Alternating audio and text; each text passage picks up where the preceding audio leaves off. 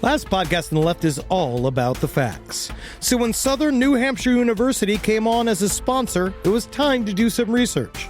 Turns out they offer more than 200 online degree programs, and get this, criminal justice and psychology are some of the most popular. Classes have no set meeting times, and tuition rates are some of the lowest in the U.S. Want to learn even more about SNHU? Visit snhu.edu/last. Insurance isn't one size fits all. That's why drivers have trusted Progressive's Name Your Price tool for years. Just tell Progressive what you want to pay, and they'll show you coverage options that fit your budget. Visit Progressive.com to find a car insurance rate that works for you. Progressive Casualty Insurance Company and Affiliates. Price and coverage match limited by state law. Tune in October 28th for a special episode about the new movie Dr. Sleep. We interview director Mike Flanagan on the episode and get details behind the next chapter in The Shining. Don't forget to see Dr. Sleep in theaters November 8th. There's no place to escape to. This is the last podcast. On the left. That's when the cannibalism started. What was that? Hello, my name is Theodore, and I am a sufferer of porphyria. There's a lot of people that want to say that due to my yellow skin, elongated teeth, elongated nails, that I am a vampire, but in fact, I am not a vampire. I am suffering from a disease that's slowly turning me into a smelly lizard. Whoa! And honestly, I don't really appreciate also being called a vampire. At least I'm immune to all the weird, flesh diseases you can get from flesh. But at the same time, my flesh is already melting. Oh, that's sad. So please stop calling us vampires. All right, welcome to the last podcast to the left, everyone. I am Ben, looking at Marcus Parks. Hello. And poor lizard skin Henry Zabrowski. What happened, buddy? It's not because of the folklore of garlic that I cannot stand it. It is the acids and the actual smell of garlic that irritates the pores in my skin that are slowly loosening. Oh, my. I am not a vampire. Oh. Well, you're going to find love, buddy. Don't even worry about it. No, I will not. Let's be fair. Let's really just be honest with it. But I really am having a lot of time with the new Call of Duty. Oh, that's very nice. Modern Warfare. I cannot wait to play that game. Maybe we could play online. Outer Worlds is fantastic. That's what I've heard from you specifically, Mr. Marcus Parks. Okay, well, we have a great story today. Why is Henry Zabrowski discussing vampires? Well, because that's what we're talking about today. Very good. Specifically, we are talking the Highgate vampire. Today, we'll be covering the tale of the infamous vampyre of London's Highgate Cemetery. I don't want to hear the word vampire today. Really? Okay, we've talked about this. Me and I went back and forth. This is not a story of vampires. This is a story of vampires. What's the difference? A degree in parapsychology, which you can get from online universities. Okay, all right. Vampire it is. But really, the vampyre is incidental to the real story here. Where the meat of all this story really lies is in the two competing vampire hunters who took it upon themselves to kill the beast. But this is not the story of two dueling Van Helsings in Victorian England. This story takes place in the early 1970s. All right, like all good stories. Early 1970s. And instead of the dashing figures of yore, our two vampire hunters were a Wiccan high priest named David Farrant and a fake bishop from the Old Catholic Church named Sean Manchester. Ooh. And, the Old Catholic Church, it is sort of real.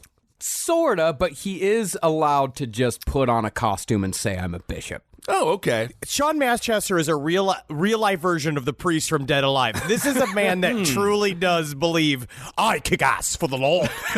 Very cool. Now, what does an actual bishop have to do? How many pedophile rings do they have to participate in before they can firmly be crowned bishop? I think you have to be able to play Ave Maria on the assholes of 10 little boys without stopping. Like, you have to, it has to be recording level. That is a very bizarre episode of America's Got Talent.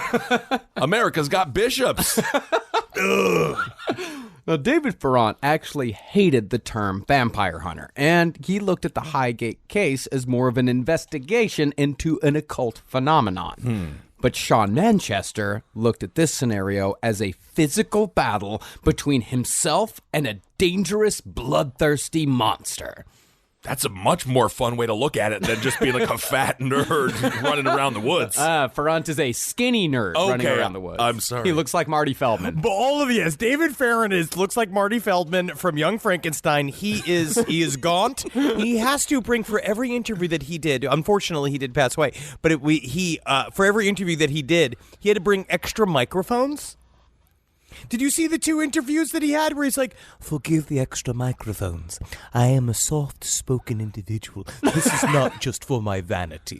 And he was laughing about it, but he literally had to have 2 extra mics pointed to his face like a bunch of penises in a bukkake contest. Oh, my goodness. I love David Farrant. He's such a great character. All right. But what both men had in common was that both of them fell for the satanic panic of the 70s and 80s, hook, line, and sinker, albeit in different ways. See, Farrant believed in dangerous Satanists because it made the occult world that he ran around in more fun if there were baddies around. Right. But in keeping with his good versus evil persona, Manchester followed more the Mike Warnke, Michelle Remembers style of Satanists who sacrificed babies and flushed children down toilets. And Mike Warnke, for those that don't know, is a former successful stand-up comedian turned completely insane preacher, and then I believe wife beater. Oh, yeah. He was a horrible, problematic character, but he did have a funny joke about airplanes. He did. But Michael Warnke he's a terrible human being. Yes. And one day we'll get to him. But these guys needed Satanists to be real on either side, because on one side, with Sean Manchester, it created the true villains that he's been going for all his life, or what he says is all his life, that he's been hunting after diabolical Satanists. And then you got Dave Farrant, that it's more of a... He's concerned about the use of the research, the nature of the magic of the Satanists. That's what's he's more mad that all of this research is being perverted. Yes, and if you want an example of a Warnke joke, it's, if nothing sticks to Teflon, how does Teflon stick to the pan? How do you know if yogurt's gone bad? Shut up! Oh, my. But no matter their motivation for believing, both Farrant and Manchester believe that Satanists, or Diabolists, as Manchester called them, which is a fucking sick name. I identify as a diabolist now because it's more of like, I have an interest in being diabolical. I go with my binoculars down to the park, and in order to go push old ladies off of bikes, like take trash cans and empty them in the middle of sidewalks. Diabolical. Indeed. Well, both of these guys believed that Diabolists were wreaking havoc on both London and England at large in the 70s and beyond in one way or another. Manchester even condemned the British government's decision to repeal the Witchcraft Act of 1951 because Manchester believed it gave, as he said, covens of the most dubious kind carte blanche to recruit youngsters without hindrance. Wait a second. Yeah. So these people are Diabolists. They believe in the devil. They're satanic to their core. But they wouldn't be bad because of a law? Because they're like, yes, I would eat children, but, that one pesky rule. But it was a hindrance. And that's the thing, is that he decried it because the Witchcraft Act provided a hindrance to these people. But when it was repealed in 1951, that hindrance was taken away. Okay. But Farrant had no such misgivings about the repeal because Farrant was in fact a Wiccan high priest, and his belief in what Satanists could do was far more metaphysical than Manchester's murderous Diabolists. And because of these sorts of differences, high priest versus bishop, Wiccan versus Christian, metaphysical versus physical, Farrant and Manchester eventually clashed and grew to absolutely despise each other. It's a decades-long feud. I love These it. motherfuckers I love it. can't stand each other. And I think as we analyze their relationship, I think it's mostly because David Farrant, he was trying to pull an Elizabeth Warren. He was trying to say, yes, these are foul entities, but we have plans. We will sit and we will create an orderly research. We will have a team go there and we will properly investigate we will get the evidence on all of our various machines and use candles. And Sean Manchester's like, we shall kill it! Immediately excited. It's like, we will find the vampire and we will kill it! And the two of them were trying to... David Farrant thought that he could be super, like... I'll be measured, and everyone's going to come to me as the rational head of this story. People are going to be so excited to hear from somebody who knows what he's talking about, not one of these flashy guys. And then Sean Manchester shows up and says, nope, I grew sideburns to steal attention from you. That's cool, man. It sounds like if Sam Raimi directed a movie about spy versus spy from Mad Magazine. Yeah. Cool. Well, thankfully, though, both men wrote books about their experiences with the Highgate vampire. Manchester's, which was self-published in 1985 after numerous publishers passed it over due to its potentially libelous content, is titled The Highgate Vampire, the Infernal World of the Undead Unearthed at London's famous Highgate Cemetery and Environs. Yeah, dude. Farrant's, on the other hand, was published in 1991 under the slightly less hyperbolic but no less verbose title of Beyond the Highgate Vampire, a true case of supernatural occurrences and vampirism that centered around London's Highgate Cemetery. Ooh. Well, because Sean Manchester made his story all about his hunting and murdering of an actual vampire. David Farrant it's more about what can we learn about ley lines from this story. And what's a more compelling story, Kissel? I mean, honestly, I gotta go with the guy who just screams, let's kill it. Because I just feel like that's a more fun trip to be on. Yeah. Well, both of these books just happened to be in Neil's library over in England, so we were lucky enough to get to read both. Now, Farrant's reads like a fairly typical occult volume, at least until it gets to the parts where Farrant has to explain away his alleged criminal activity. But Sean Manchester's book reads like the pompous diary of a full-on hammer horror Christopher Lee stalker of the vampyre. More in line with other accounts written by men who truly believe that they grapple with minions of Satan, like Malachi Martin, who wrote about his adventures in exorcism in Hostage to the Devil. Here is a little clip of Sean Manchester's from his book that I just loved, his description of himself. As it has been my destiny to explore those aspects of the occult which by their very nature defy all attempts at logical explanation and scientific examination, and having had the unique, though sometimes harrowing, experience of discovering a facet of the malign supernatural thought to have vanished centuries ago, if it existed at all, the task now befalls me to commit pen to paper and attempt a description of those incredible events which, to quote my predecessor in these matters, to the feather fool and lobcock, the pseudo-scientist and materialist, these deeper and obscurer things must of course appear Grandam's tale. Oh my goodness. For some reason, I just picture him in really shiny blue shorts with a big Johnson t-shirt, flip-flops, little sunscreen on his nose, and a backwards cap. I don't know why. Well, Manchester truly believes that he belongs in this pantheon of God's earthly foot soldiers, as is evidenced by his dedication of his Highgate Vampire book to Montague Summers, who was the first person to do the English translation of the witch hunting manual, the Malleus Maleficarum, a.k.a.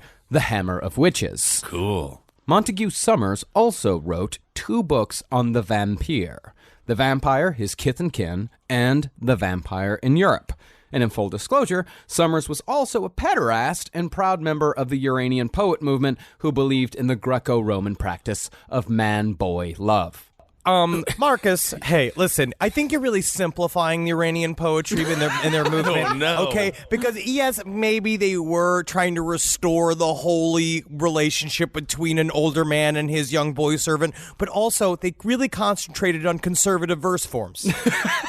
So I'd like to think, what's really important here? I know. Is it important that a group of very famous authors all got together at some point in the 1860s writing about vampires and having sex with a bunch of little children?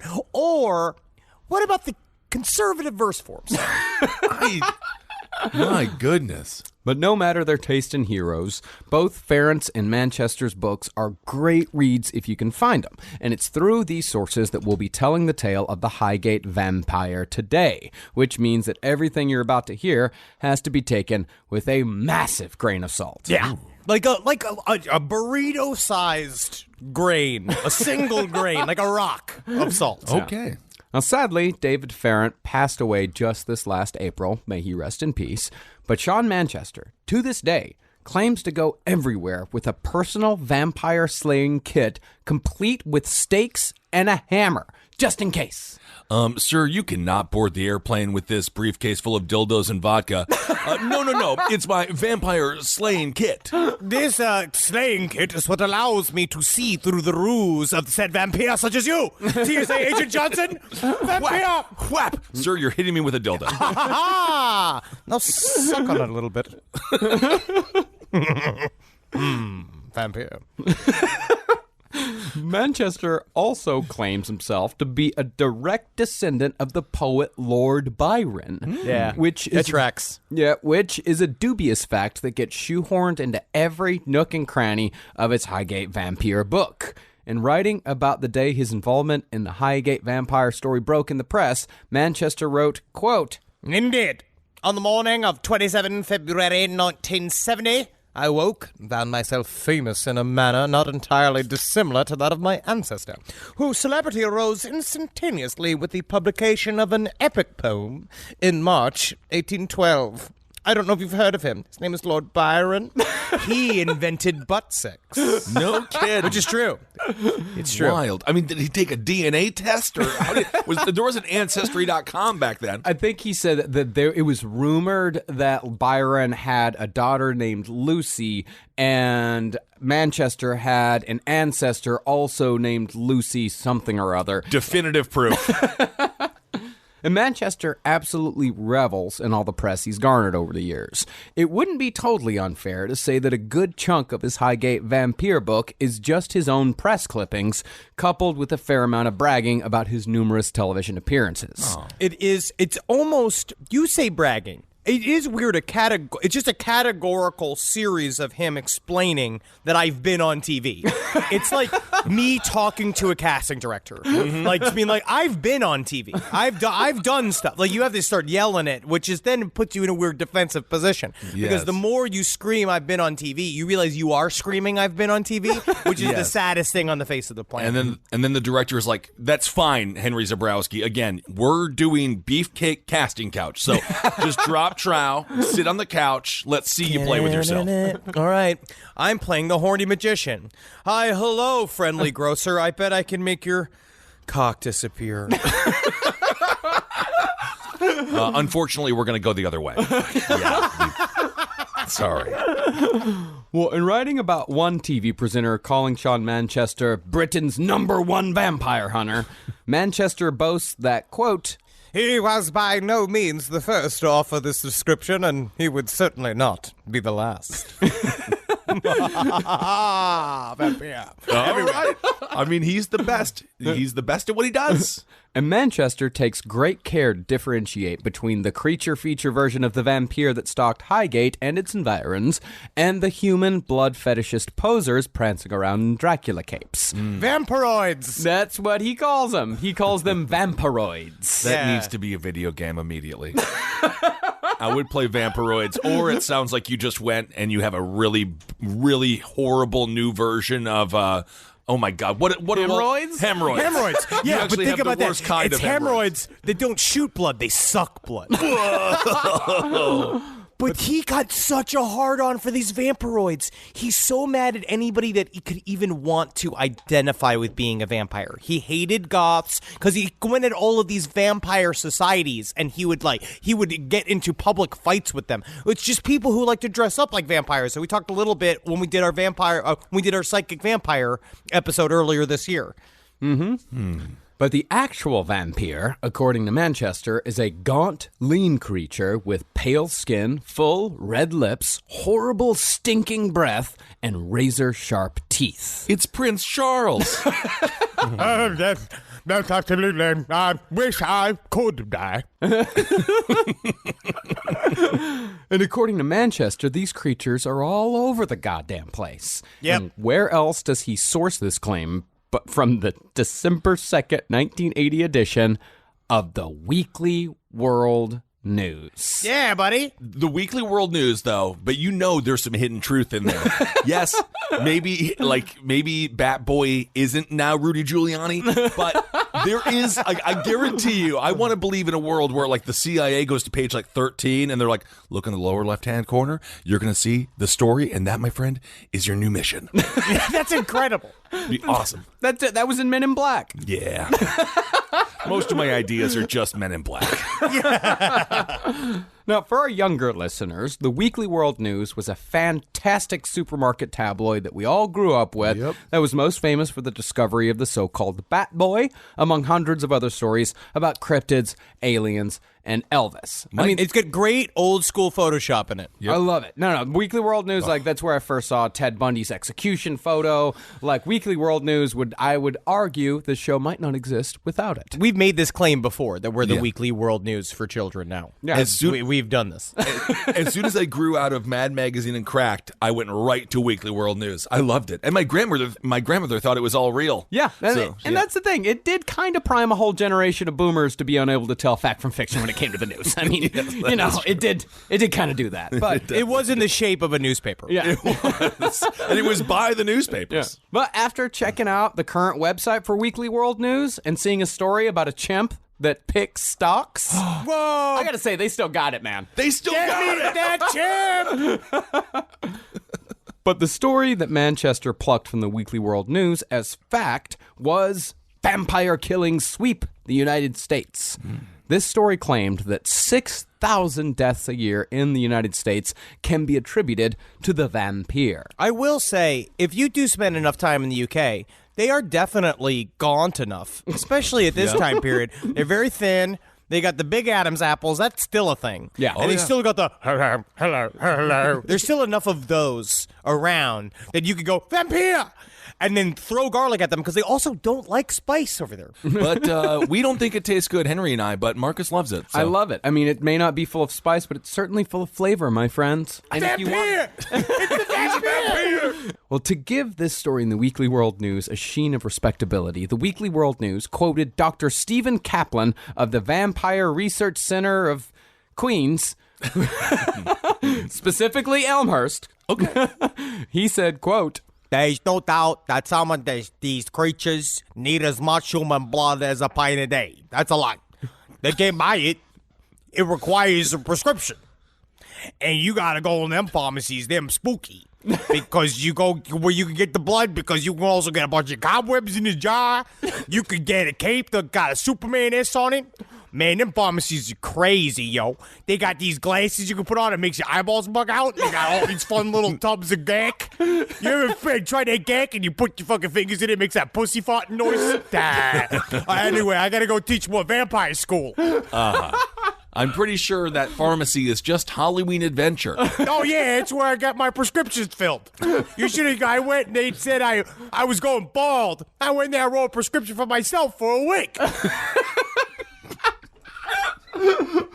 Well, Manchester then goes on to describe a different murder, that of Myra Mides. In this case, a 20-year-old man murdered an 83-year-old woman, and as an excuse, the man said, quote, I did it to protect my girlfriend. The old lady is a vampire. Whoa, that's a hell of an accusation to just throw around willy-nilly. Yes. So, since so many goddamn vampires were just walking around, Sean Manchester, who was a member of the British Occult Society, relaunched the Vampire Research Society, which operated under the umbrella of the British Occult Society. Okay. Now, it's been reported that David Farrant was a member of the British Occult Society, but he was actually a member of the British Psychic and Occult Society, which was a completely different organization. Believe me.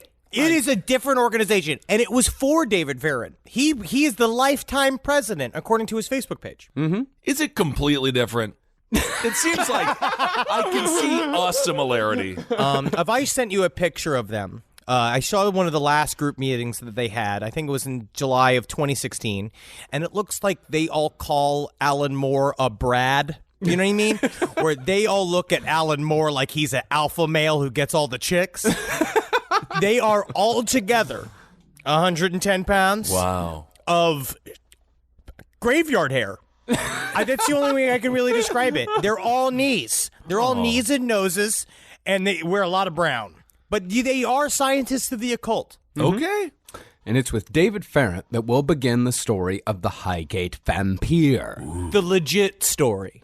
So, when rumors of some sort of supernatural being stalking the rows of Highgate Cemetery in northern London began in the late 60s, David Farrant's life was at what you might call a bit of a downturn. According to one of Sean Manchester's many takedowns of Farrant, because I actually don't know if this is true or not, this is just what Sean Manchester said. Okay. David had gotten into the occult, and a fellow occultist had run away with David's first wife right after a tobacco shop David had inherited from his father had been forced to close down. I do think there's some truth in there. Only because we know what happens at ufologists' lives. Is that the truth makes it so you're too hot to handle, too cold to hold, right? Yeah. You have to be alone. So David Farrant technically had got a favor done to him by being cucked out by one of his fellow occult researchers. Was probably a guy with one of those big old like black fedora hats, bunch of like a skull duster. You always are going to get skanked by one of those guys because you're hanging around trying to be legit. You're just covered in crystals. And for some reason, you and your lady have to be in the same amount of crystals. Yeah. And own the same amount of crystals in order to stay together. How did the tobacco store close? I mean, in Europe, half of the people's blood supply is just nicotine. I just don't understand. Tobacco has the most addictive substance in the world in it, which is nicotine. How does it close? I don't think David Farrant was the best businessman. No. No. He's like, he looks like Emo Phillips if he was very sick. Oh, Emo Phillips, great stand-up comedian if you get a chance. Weevils get in the tobacco. Yeah. Weevils? Yeah, weevils. The bugs? Yeah.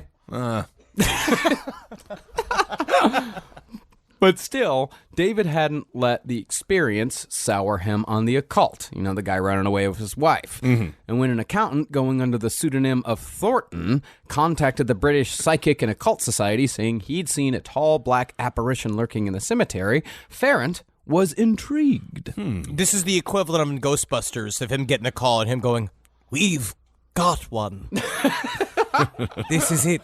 Yeah, of course he turned to the occult. All his life is now is ghosts. Right. Yeah. You're alone. You're just with the ghost of your former relationship in your European studio, which is the size of a coffin, which is also scary. Of course you turn to the occult. Absolutely. That's what Sam Darnold said he saw, the quarterback for the New York Jets. He said that the New England Patriots had him seeing ghosts out there. Wow. So isn't that interesting? I think he's got a brain injury and he's going to kill his fucking family. Honestly, the way the Jets are playing, he might. Thornton claimed that he was walking through the cemetery one night when a 7-foot-tall specter hovering above the ground and surrounded by an evil aura hypnotized him. And for several minutes, Thornton was unable to move. He said that he felt completely drained of energy, and once the being had taken its fill, the entity disappeared and Thornton slowly returned to normal. Now, this account was intriguing to Farrant for two reasons. One, the witness was an accountant, and therefore not prone to flights of fancy. It would also be very advisable for you to maybe take a look at some of my accounts. Yes, I'm a vampire hunter, but I am not really a tax deal hunter.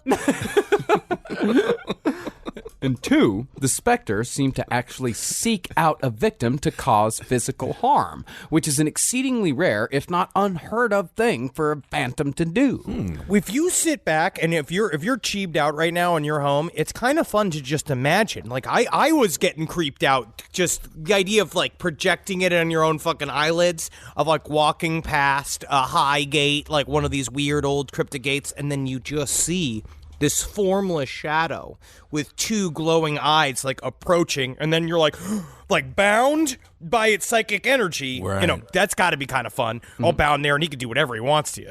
I don't know, buddy. It doesn't sound very fun because then he got all tired. So this is a psychic vampire attack. Well, quite Sorta, possibly. well, Kind of, sort of, kind of, sort of. What is that? Then, a couple of weeks later, an old lady reported seeing the same entity while she was approaching the cemetery gates with her little dog. She said the tall man glared at her from the entrance with those dark, dark eyes, then vanished within seconds. You, get any Bud Light? Now, those were the sightings that brought the story to Farrant's attention. The ones that brought Highgate into Sean Manchester's life were, as they will be again and again, decidedly more cinematic. Yeah, so you got to add like drama music to this. Yeah. You have to, because that's Sean Manchester went everywhere with the Christopher Lee Dracula themes going on in his background of his brain at all times. You got to, yeah. I mean, the soundtrack of your life should just be John Carpenter. Yeah. Because he is incredible. Do you think the old lady was walking to the cemetery to just kind of like see where, like, pick out a gravestone or anything like that? Yeah, I think so. Are you going to do that if you get I buried? want to be buried here. Are you listening? Is anyone there? But a lot of people do that. Yeah. Oh, yeah, of course. Yeah, I'm going to pick out a plot. Yeah. No, I'm going Forest Hills. Forest Hills. Next to Scooter Rizzuto. Really? You're gonna get buried on the island, huh? Summer schedules can get busy fast with camps, vacations, sports, family time. And, every single time Carmi eats a block of dark chocolate, we got to take her to the emergency room. You know how much time that takes. All right, IXL makes it easy to keep learning part of the routine in just a few minutes a day. IXL is an award-winning online learning platform that helps kids truly understand what they're learning, whether they're building math confidence, strengthening reading and writing skills, or reviewing science concepts. From pre-K through 12th grade, IXL offers personalized, interactive learning that adapts to each child's level and pace, which is great because Carmi has been really slow in biology, and Wendy has really been struggling with American history, mostly just because she doesn't agree with the way it's being taught. So it's really important. You make an impact on your child's learning. Wendy, as soon as she gets her chicken, she is ready for all of her lessons. And Carmi just really has to eat 5 or 6 bites of liver, beef liver, chicken liver, and then she can really get down to, I'm hoping this is the year she reads To Kill a Mockingbird. So really, IXL, thank you. Make an impact on your child's learning. Get IXL now. And Last Podcast on the Left listeners can get an exclusive 20% off at IXL membership when they sign up today at IXL.com/left. Visit IXL.com/left to get the most effective learning program out there at the best price. Is there anything better than a summer evening outdoors? Enjoy your space to the fullest with new greenery from Fast Growing Trees. I love a big, thick bush. Fast Growing Trees is America's largest, most trusted online nursery, and they can send me a big, thick bush any time of the day. It arrives at work. It arrives at my car. I can pinpoint on a Google map where it is. Send me a big, thick, brown bush. And they send it immediately when they have it, because sometimes the shaver comes to town. I remember one time I ordered a cherry wood tree from Fast Growing Trees. And my God, I couldn't cut it down, no matter what my father told me to do. I had to lie to him about it. And next thing you know, I became the first president of the United States of America. And even you can become the first president of the United States of America with Fast Growing Trees. Right now, get up to half off select summer planting essentials, plus get an additional 20% off your first purchase with code LEFT at checkout. That's an additional 20% off at fastgrowingtrees.com with code LEFT at checkout. Offer is valid for a limited time only. Terms and conditions apply. All right, I know what you're thinking. I like to go banking, but I don't want to give to these big old banks all the time that cater to the 1%. Well, go ahead and get yourself hooked up with Chime. It's banking built for you, not just those rich jerks. And they got thousands of fee-free ATMs because why pay to get your own money? Chime is working for you, man. You get your Chime card, you're going to get travel perks, you're going to get into airport lounges, you're going to get those chicken thighs. You know, every time I go to an airport lounge, I get chicken thighs. And you know what I say whenever I see a plate of chicken thighs? Give me more. Chime's going to get you those chicken thighs in these lounges, all right? Sure, they could serve other types of meat, but why would you when chicken thighs are so delicious? Chime is not just smarter banking, it's the most rewarding way to bank. Join the millions who are already banking fee-free today. Head to chime.com/left. That's chime.com/left. It only takes a few minutes to sign up. Chime is a fintech, not a bank. Banking services for Chime Card provided by Chime's bank partners. Optional products and services may have fees or charges. Stated cashback for Chime Prime only. No minimum balance required. Checking account ranking based on JD Power Survey published October 20th, 2025. For more information on travel perks, go to chime.com/disclosures. Rise from your grave. The first sign that something weird was happening at Highgate in Manchester's world came when two 16-year-old girls claimed to see graves in Highgate open up, followed by bodies rising from their coffin. That would be fucking so cool. And there's nothing more reliable than two 16-year-old girls. Absolutely. After witnessing this scene, one of those girls said she was plagued with nightmares featuring a pale, deathly face. Then, a few weeks later, a different couple were walking home from the pub when they happened upon the northern gate of the cemetery. Once there, the woman started screaming. Whoa. And when her fiancé turned, he saw a figure standing a short distance away, staring at them with a look of what Manchester called, quote, basilisk horror. Whoa. Yeah! Cool. Then the creature slunk away into the night. You get any bills? Now, right here at the beginning, you'll notice a clear difference between what these two men perceived the vampire to be. David believed it was a more supernatural, ghost-like figure, while Sean was convinced it was a creature out of a folk tale, more like a cryptid than a spirit. Well, it's what they wanted it to be. Yes. Because Sean Manchester was really looking forward to stabbing something in the heart, which I totally get. Like, I'm with you. If there's a vampire out there, if there's a hunt going, fucking sign me up. I'll be a spotter. Like, sure. I'll help. I'll be like, there he is. Like, that's what I'd be good at. He's in this tube. Like, outside. You go get him. I bet he's sleeping. He's in this tube. That's he's in this tube. He's in this tube. That's it? Yep. I hope nothing wakes him up. But then David Farrant was trying to be legit. So his whole idea is that it's a noxious entity that just kind of vacuums off psychic and living energy off of things. But but again, David Farrant's going to have to go look for a fucking plot line to figure out what the hell this thing is so that he can tell everybody. I think I would like it to be a spirit. Yeah? Yeah, I think I'm going to go spirit as opposed to solid cryptid. Well, the interpretation of the nature of the supposed beast influenced how each man approached his investigation. And David said that the cemetery was an absolute mess when he first showed up for his preliminary. According to David, one vault had been completely opened, and it was possible to see the remains of a skeleton where someone had removed it from the coffin. Damn. And another open vault held the remnants of a coffin that had been set on fire. It's I honestly think it's a crime. It's really, really sad to desecrate a graveyard like that. I mean, even though they're all dead and no one has any clue what the fuck's happening to them, but I still think it's sad. But this is out of a fucking movie. Yeah. This is starting to really heat up. They're seeing vampires, and then you walk into this fucking cemetery, and all these graves are just fucking skeletons are just lying out of caskets and shit. That's awesome. Right. Just a bunch of Mountain Dew cans and some Twizzler packages. David also noticed that the cemetery was littered with dead foxes lying in the middle of the pathway of the cemetery itself. Ooh. And these foxes had seemingly died sudden, violent deaths. And yes, I do, but yes, the fox was he was stiff to the touch, but I still attempted a little bit of CPR on it.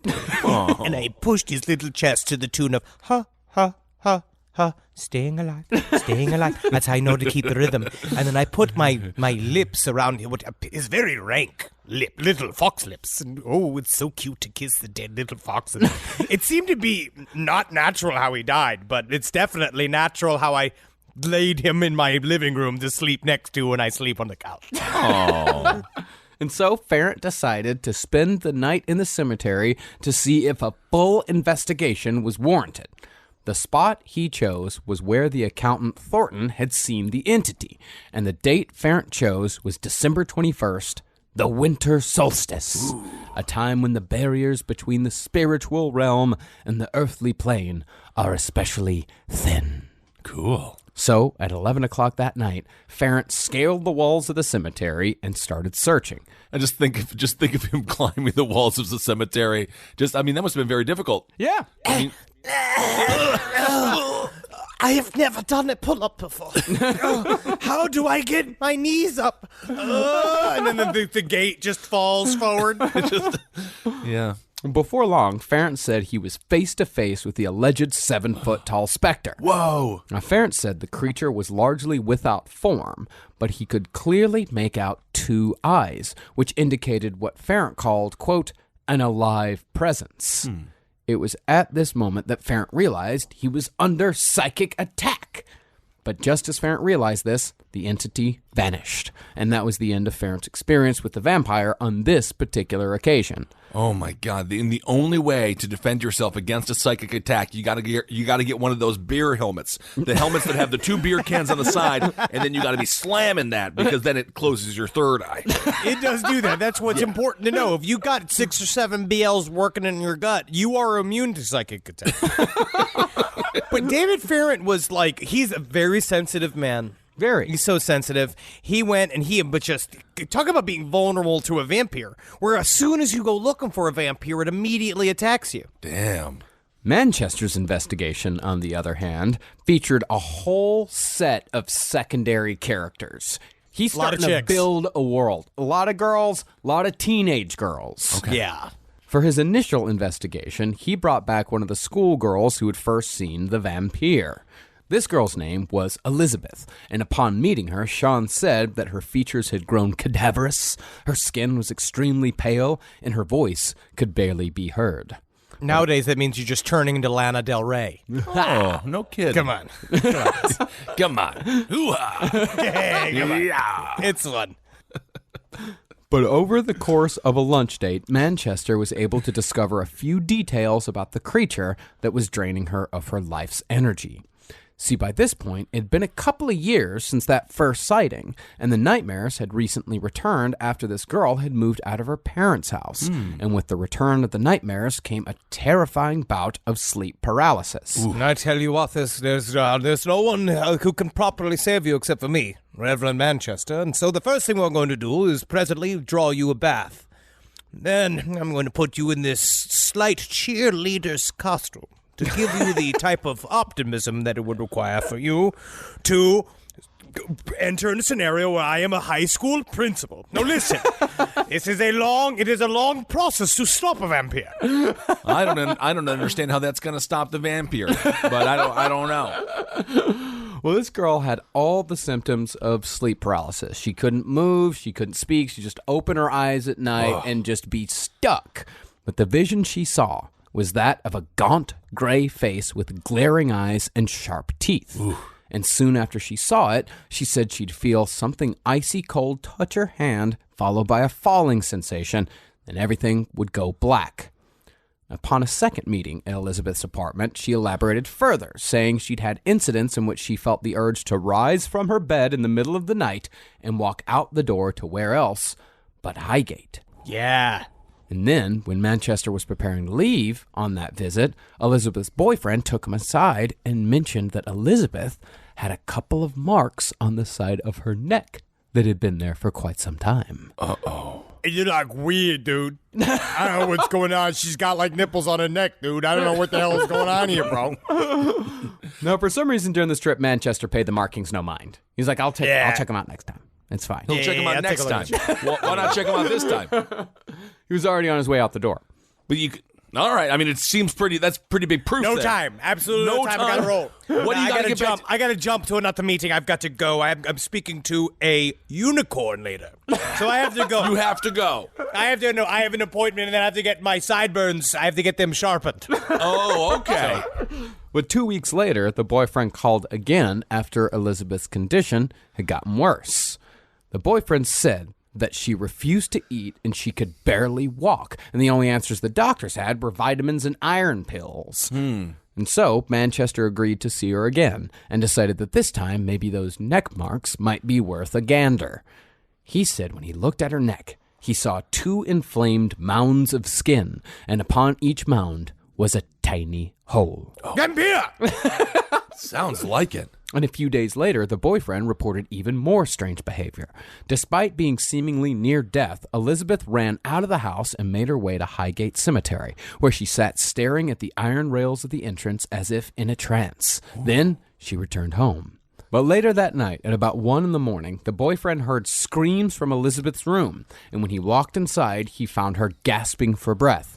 And after he calmed her down, he saw that there were specks of blood on her pillow. Whoa. And after hearing this, Sean Manchester knew for a fact that what they had on their hands was, without a doubt, a vampire. Vampire. No! And the only way we can possibly fix this is that I need you to sit on this couch.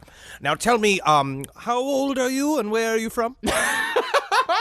I don't know how that's going to help catch the vampire. Oh, you're 18. You're from Munkatunka, Wisconsin. I'm new to London. Ah, yes, I see. Here searching for job opportunities. There was I don't know this firsthand, but there was a casting couch where the woman was from Wisconsin and she had a very thick accent. And I was like, I just laughed. Laughed and laughed. I was like, it's not going to work, but it's so cute, though. But to break the news of the vampire to the boyfriend, Manchester brought along a copy of a book from 1733 called Dissertato de Vampiris Serviensibius by a man named Heinrich Zapfius. Come on. This is real, though. This is real vampire hunters. You have to show up with the old books to show that you're legit. Yeah, and Manchester sat there and made the boyfriend do the reading. Okay, well, that's good. He's like, I'm not going to continue until you do the reading and are versed on the ways of the vampire. You got to do the reading. I had like a really hard time with where the red fern grows. You must learn Latin in order to date your very skinny girlfriend. Cool. Well, after that, Manchester quizzed the boyfriend on how much Christian iconography had been present in the house where Elizabeth grew up. The boyfriend admitted that there had been quite a bit, and Manchester said, there's your answer. See, when Elizabeth first encountered the vampire, she was protected by all the crosses and such, so it was just nightmares. But once she moved away from her Christian home into a secular apartment unadorned by the protection of Jesus Christ, the vampire was free to attack the young girl once more. Yeah, I'm kind of with Henry's characterization of this dude. I'd be like, bro, I did not know there was going to be tests and quizzes that we were going to sucks. Hunt vampires. And what is this? We're reading books. Whatever, dude. What is this, like taking my fucking driver's class? I told that motherfucker I don't need to take a test to drive, dude. I fucking get behind that wheel. I go zoom, zoom, boom, boom, bro. So without telling Elizabeth about the vampire at all, Manchester and the boyfriend took to vampire-proofing Elizabeth's room. They sealed it with garlic and a crucifix, hung a handful of salt in a piece of linen along with the cross around her neck, wrote down the first 14 verses of the book of John and put the paper under her pillow, and finally sprinkled holy water around the room whilst reciting the Apostles' Creed. Yeah. And so, over a period of several nights afterward, the boyfriend sat with Elizabeth as she appeared visibly distressed every time the vampire attempted an attack. Honestly, this is really a good old school way of seeking attention. Like, you don't see this as much anymore. I mean, you see it all over YouTube. No, but I mean more people claiming, like, because, sometimes the relationships break it up and, like, you trying to find kind of some central conflict to blame it upon.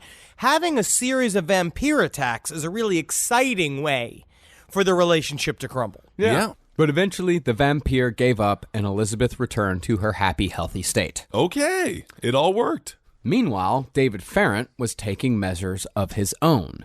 He'd taken his sighting of the 7-foot-tall phantom to the next meeting of the British Psychic and Occult Society, the BPOS, and he told them what he'd experienced in Highgate.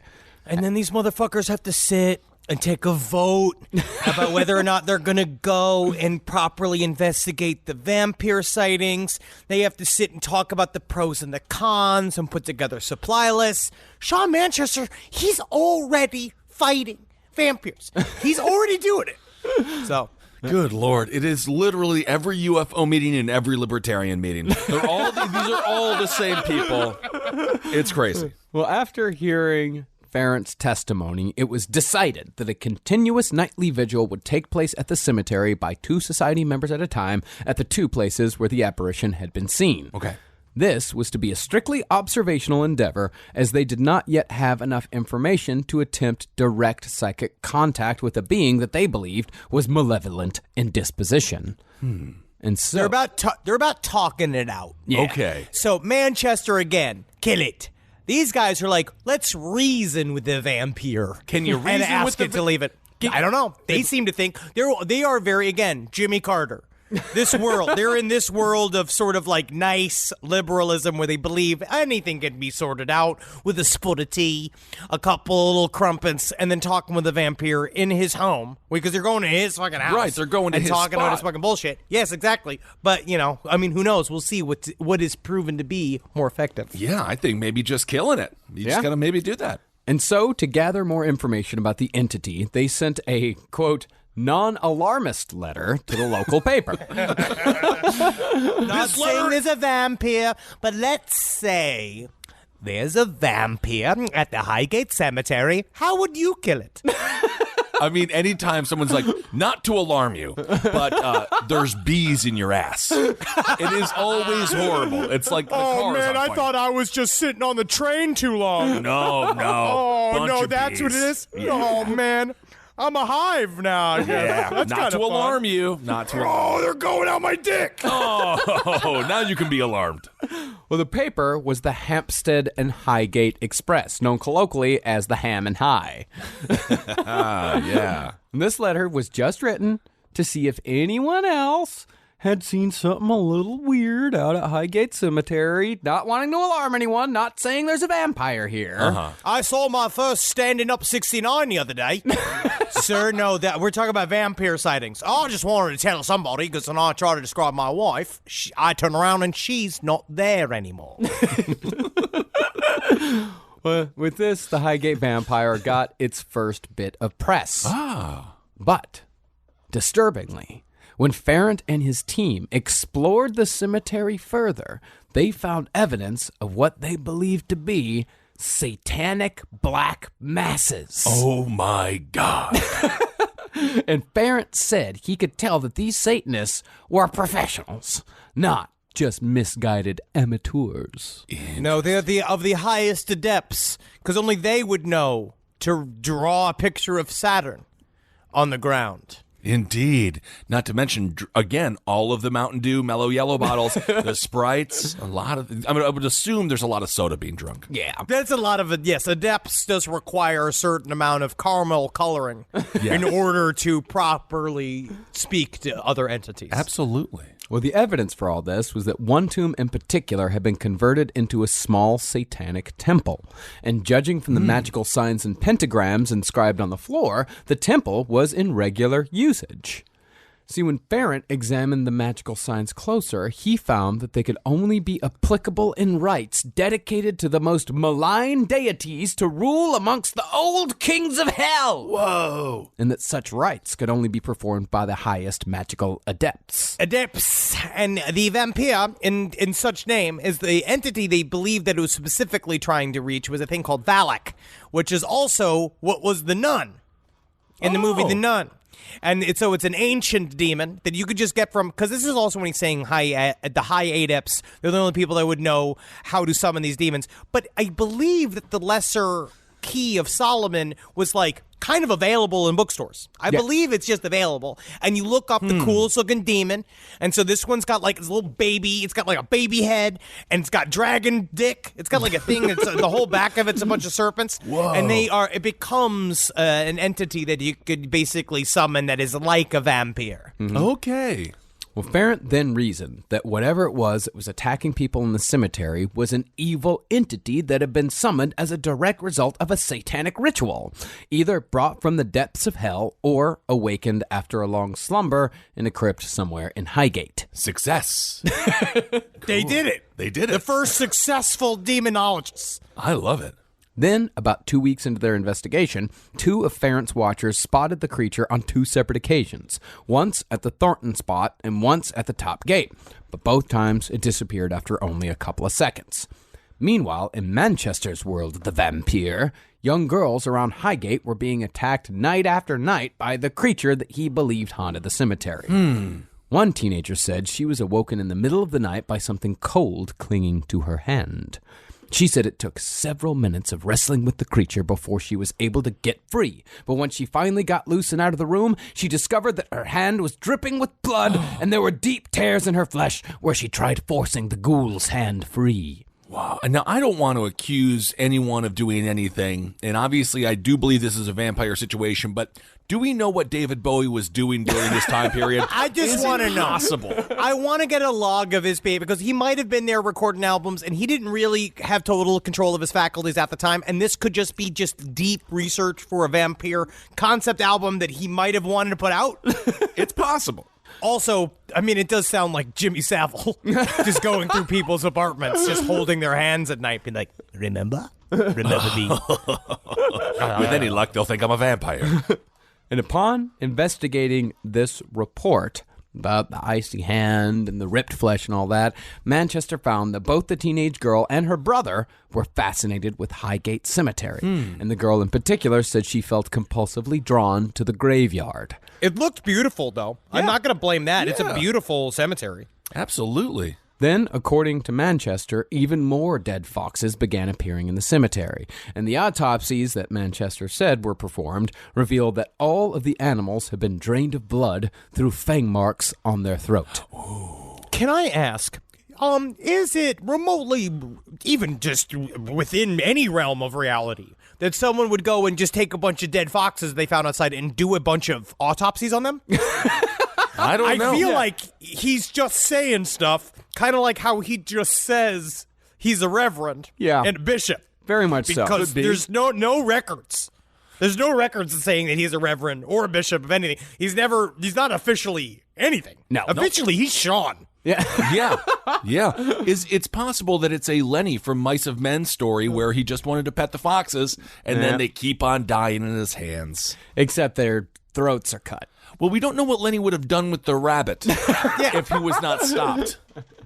And so, as a service to the public, Sean Manchester himself went to the Ham and High Express with his absolute conviction that a vampire was roaming Highgate, which resulted in a full article about the phenomenon. And once the Ham and High went with the story, more and more people started coming out of the woodwork with stories about the Highgate vampire. Meanwhile, the Satanists were getting perturbed at David Farrant. According to David, the Satanists who had been using the cemetery sent letters to the BPOS signed in blood demanding that the investigation at Highgate Cemetery end, or else. You know, there is nothing scarier than a perturbed Satanist. They're not going to beat you up physically, but they will cast a lot of spells. They will do things. When I get mad, I mostly just I go, oh, I'm in your territory. But I do believe the letters were genuine. They did receive letters from Satanists, but then they realized as they checked, it was like, I can't believe these were signed in blood. This is black magic, and wait a second, I see little seeds. This is jam. Oh.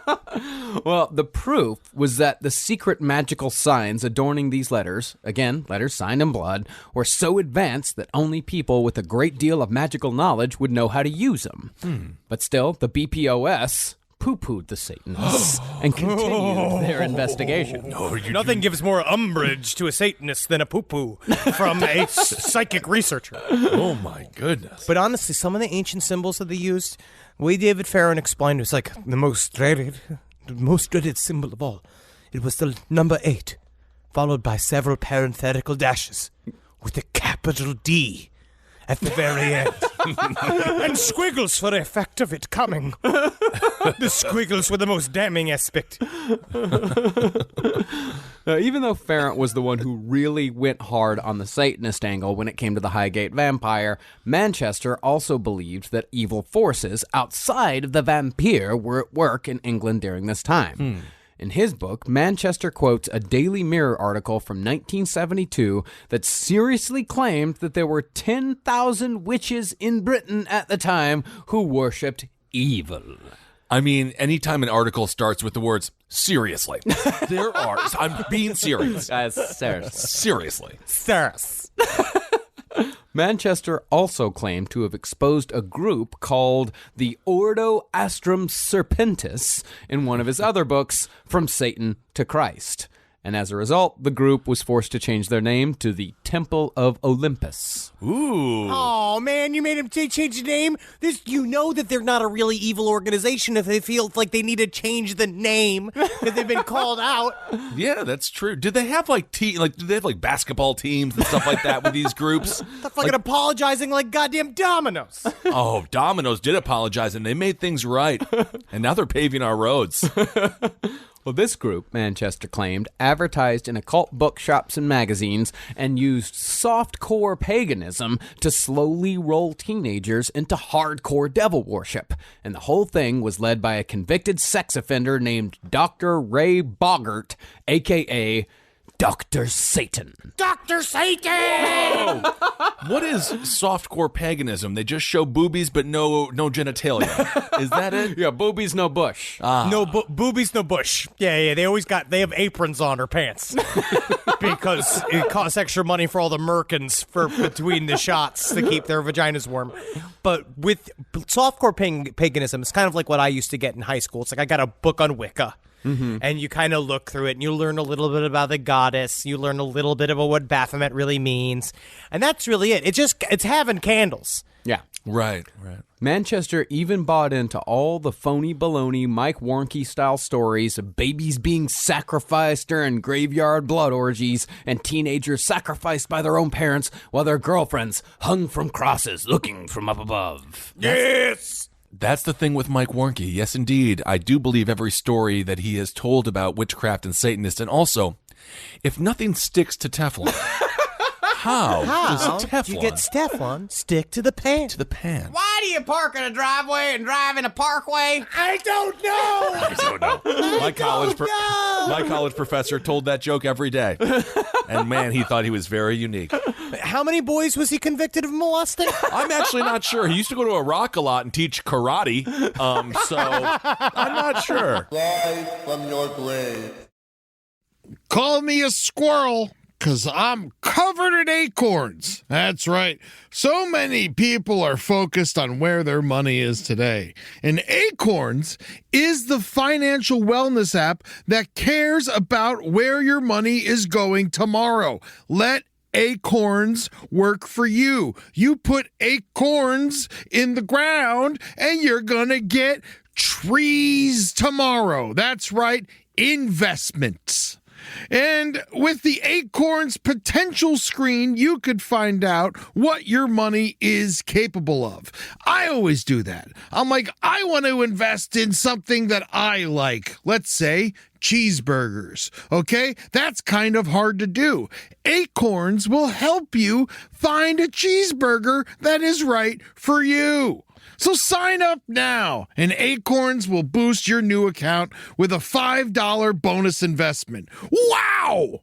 Join the over 14 million all-time customers who have already saved and invested over $27 billion with Acorns. Head to acorns.com/left or download the Acorns app to get started. Paid non-client endorsement. Compensation provides incentive to positively promote Acorns. Tier 2 compensation provided. Potential subject to various factors such as customer customers' accounts, age, and investment settings. Does not include Acorn's fees. Results do not predict or represent the performance of any Acorn's portfolio. Investment results will vary. Investing involves risk. Acorns Advisors, LLC, an SEC registered investment advisor. View important disclosures at acorns.com/left. You know, I rip around in the bed. You might actually not be surprised by this, but I'm a restless sleeper. I roll back and forth like an alligator with a wounded deer. But something's changed in my house, and it's thanks to Boll and Branch. You know, people keep their bedding way longer than they should. It's because people are afraid of change. Not me.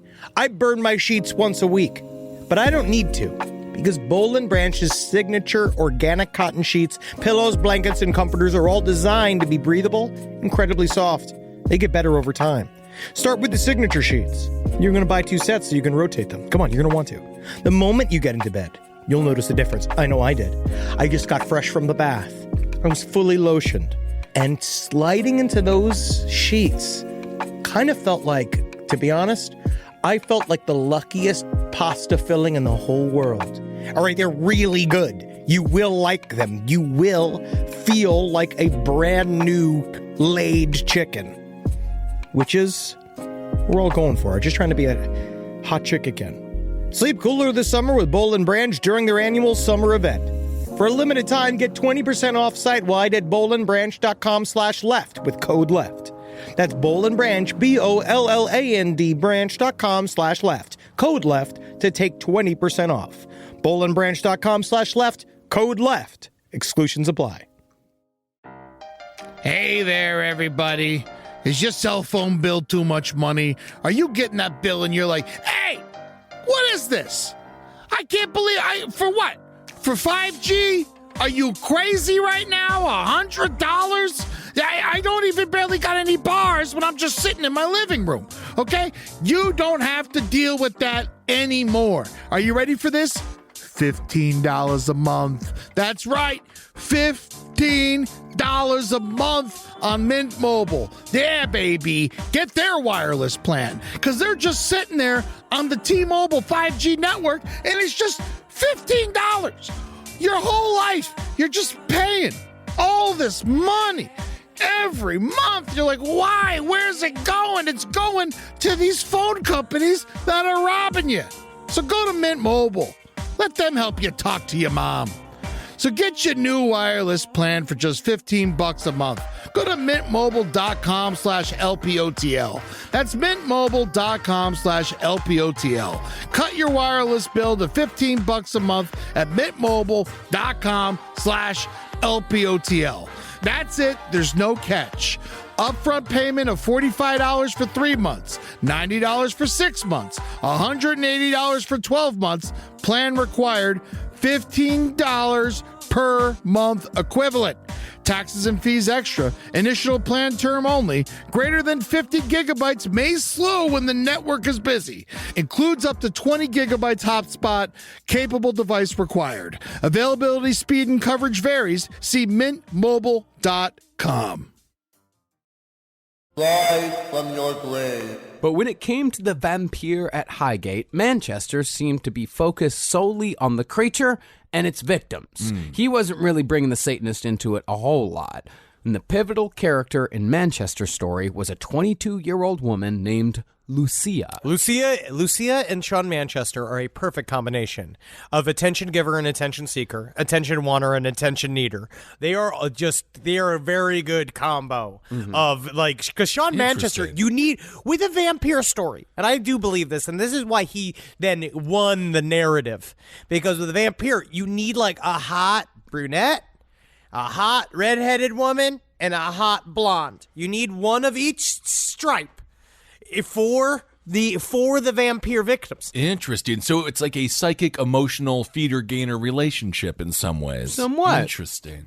Now, everything with Lucia had begun with sleepwalking, which soon turned into a ravenous craving for raw meat, which Lucia gave into only when she was alone. Hold on a fucking second. I think there's a vampire in my house, guys. Because I have that same craving every night. Raw meat? You're just fucking chomping down on raw ground beef every night? The problem is I have to walk by my refrigerator when I go to the bathroom, and then I have to do a little pit stop into the refrigerator, and then I eat on the toilet. You're slowly becoming L. Ron Hubbard when he started working with the Writers Association, where you're just going to be eating weird, like, pan-cooked hamburger meat and drinking nothing but tomato soup, which is just hot water and ketchup. And because of Manchester's appearance in the Ham and High article, Lucia reached out. So when Manchester arrived at the house, he said that he found Lucia staring vacantly out of her bedroom window. And far off in the distance, Manchester said that he could hear the fading echoes of the Strauss composition, Metamorphosin. There is my Lucia. There she is, wearing nothing but a curtain. She must be a victim of a vampire, for how pert her nipples are. What a wonderful afternoon. So, Interesting. Yes, he claimed that he actually heard, he essentially said that he showed up and a soundtrack began. Maybe it was the world's saddest high school dance. I think she played it on a boombox or on a record player as he was showing up. Just being like, now comes the hook. So, after he stared at her, staring out of the window for about half an hour, Manchester examined Lucia a little closer and found that there were 2 tiny pinpricks along her jugular vein. Ooh. So, Manchester gave her a crucifix and said, "I'll be back later." I'll be back later? That's what you're going to tell me? Yes. But when Manchester returned 2 nights later, he discovered that Lucia had left the house wearing only a robe, and it wasn't difficult to guess where she was heading. Lucia was going to Highgate. Ooh, I thought you were going to say Subway for their $4.99 foot-long subs. So, when Manchester arrived at the cemetery, he found Lucia gliding through the cemetery gates with her sister following behind. So Manchester followed as well. Finally, they found Lucia standing in front of a gigantic iron door that opened into the largest tomb in the catacombs. Lucia then ripped the crucifix Manchester had given her from her neck and flung it to the ground. That was a gift. A moment later, Sean said he saw a gray veil obscuring his vision, followed by a low, booming vibration. Figuring he was probably dealing with something diabolical, Sean reached into his pocket and threw a big silver cross in the general direction of the entity. Somehow... Get out of here! Take that! Somehow, that snapped Lucia from her trance, and Sean was able to lead her back home. Dude, it's like fucking Castlevania. Yeah. Honestly, it's crazy. But with this encounter, Sean Manchester had discovered what he'd been searching for all along. The lair of the vampyre. Ooh. Which is much scarier sounding than the studio apartment of the vampire. So, Sean Manchester started making plans for what he called a major vampire hunt. It's going to be absolutely incredible. It's going to be a massive, actually tremendous vampire hunt. It's going to be one of the biggest anybody's ever seen. The date was set for March 13th, 1970, and naturally, Manchester went to the press with the plan. He said, quote, "We would like to exercise the vampire by the traditional and approved manner. Drive a stake through its heart with one blow just after dawn between Friday and Saturday. Chop off the head with a grave digger's shovel and burn what remains. This is what the clergy did centuries ago, but we'd be breaking the law today, so my hands are tied." I mean, honestly, if they do try to kill David Bowie, I'm going to be pretty pissed off. And that was the rub of Manchester's plan. It was actually illegal to open up a grave, even if there was a vampire inside. Yep. So Manchester You got to had get permits. Yeah. So Manchester had to wait until the vampire showed itself before he could make a move. It was around this time that the press extended to television programs, and a British show called Today ran a story on the Highgate vampire that featured interviews with both David Farrant and Sean Manchester. Now, Farrant's interview was a little more subdued, as he said that it was BPOS policy to not release any information on an investigation until it was complete. But he did give his personal encounter during the interview. Because the BPOS would not give him permission to appear on behalf of the BPOS, so he was allowed to talk about himself. But again, he said, the audience does not need all of this pomp and circumstance and aggrandizement. They just need facts and need people with a plan to fix these problems. And I have a plan to fix the vampire. We will speak with it soothingly. Okay. And he thought that was it. Everyone's going to be like, finally, a rational voice in the world of the paranormal. But then Sean Manchester shows the fuck up. Yep. Sean Manchester showed up and said that Highgate Cemetery was home to a king vampire. A king vampire? Now that's good television. Let him go. Let him roll. Let him roll. Then he produced a crucifix and a homemade stake on camera and said, I'm gonna behead the vampire with a gravedigger shovel and burn that motherfucker tonight. Woo!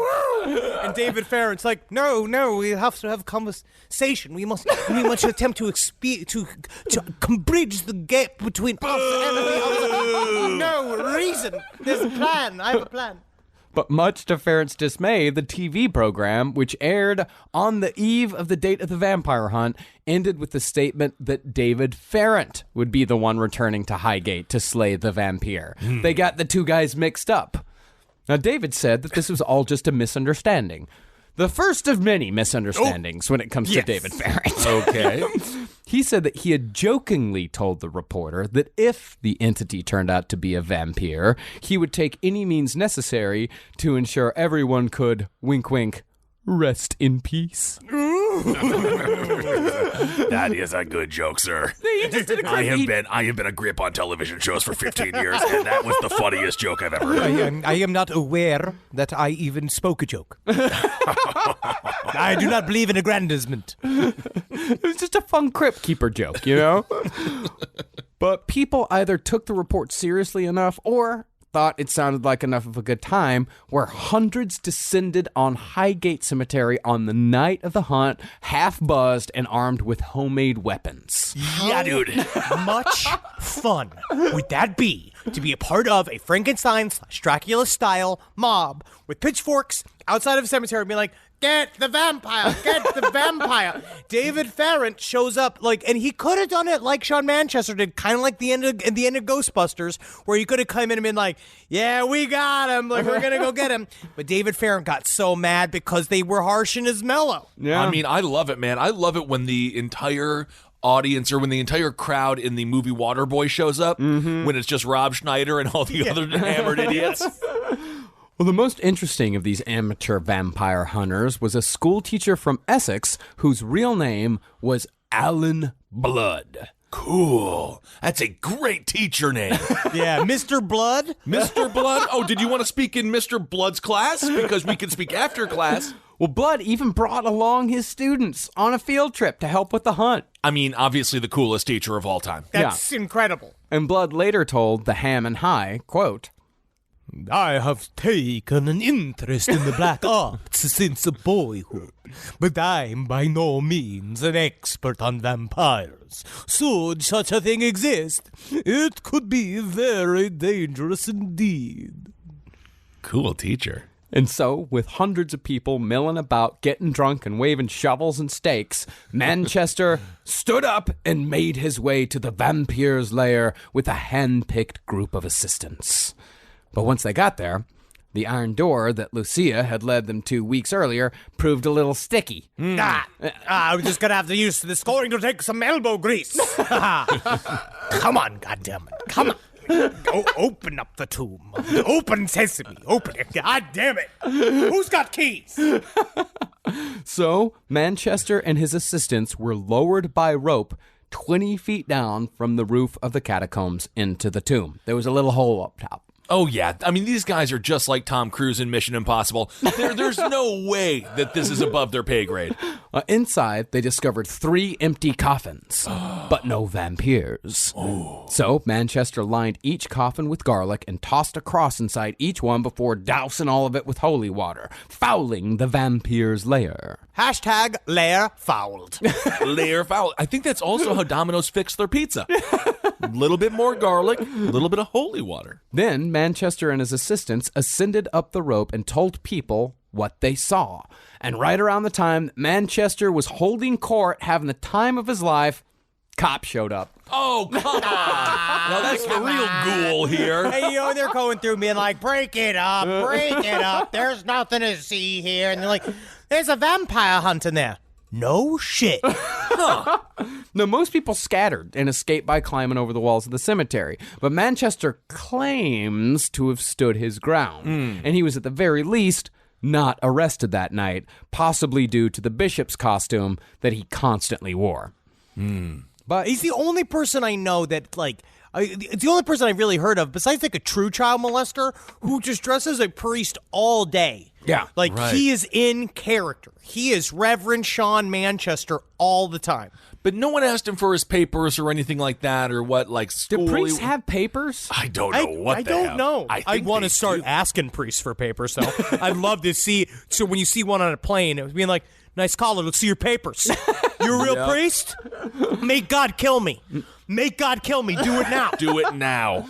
But Manchester said the reason why he hung around was because he figured that if the coffins were empty, then that meant that the vampires were out and about doing their ghastly vampire business. Naturally. Driving for Uber. Whoa, it's a hard life, a hard economy, even for a vampire. And sure enough, hours later, after everything had calmed down, Manchester said right before the sun rose, he heard a low booming vibration, again getting louder and louder, until it suddenly stopped. And nothing else happened. Ooh. And when the sun rose, Manchester went back down into the catacombs and found that the coffins were still empty. Ain't no vampires got past him. Interesting. He must have been pretty athletic to go up and down with this rope. He's in shape, yeah. Okay. Yeah. Satisfied that he had at least driven them away, Manchester dropped the case, as did Farrant, at least temporarily. But about 4 months later, something actually very real occurred at Highgate Cemetery. On August 7th, 1970, 2 15-year-old girls discovered a burned, headless body lying in the middle of a cemetery pathway. Ooh. Now, this was not a murder victim. The pathologist who examined the body surmised that the corpse was most likely a Victorian who had been buried or entombed in Highgate Cemetery some 100 years before. But besides just the missing head, it was found that the body also had a stake driven through its heart. That, along with the burning, meant that somebody had emulated Manchester's method of killing a vampire using this poor old corpse. Vampire fever shot through the city.